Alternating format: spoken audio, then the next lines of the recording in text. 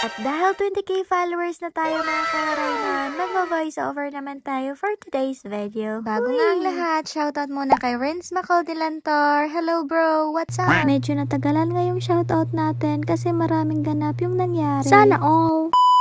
Hello mga karaynon! Another day, another vlog as a content creator nga nagdahom Mariko. At dahil 20k followers mahigit na tayo mga kawaraynon, samahan nyo kaming i-celebrate yan dito sa Biliran-Biliran. Malayo pa ngayong biniyahin namin dito kasi nag-crave talaga ako ng sisig nila. Hindi lang dahil sa cravings, kundi para i-celebrate din yung ating 20k followers mahigit. At dito nga namin naisipang kumain sa Causeway sa Biliran-Biliran para naman matikman ulit yung sisig nila. Sulit talaga yung 100 pesos mo dito. So kung ikaw nag-crave ka din, pumunta ka na sa Causeway sa Biliran. At syempre, magre-retouch naman tayo para maging fresh. At may nakisali pa nga dito kasi ayaw niyang maging mukhang dugyot. Ay naku, talaga naman oh. At habang naghihintay kami ng pagkain namin, ayan, mag-picture-picture muna tayo kasi picture is life. Sana all. At dumating na nga yung in-order namin pero hindi kami nag-order ng sisig.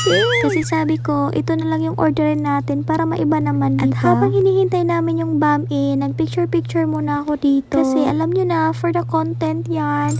Gusto ko talaga kapag kumakain ako, may kasamang pansit. Kasi alam nyo na, pampahaba ng buhay yan. Nakakasawa na nga yung balloons kasi paulit-ulit lang. Kaya nag-decide kami na bento na lang yung orderin para maiba naman. Hindi nga namin marireach yung 20k followers na hindi dahil sa inyo. Maraming salamat sa suporta mga kawaraynon. Hanggang sa muli. Paalam!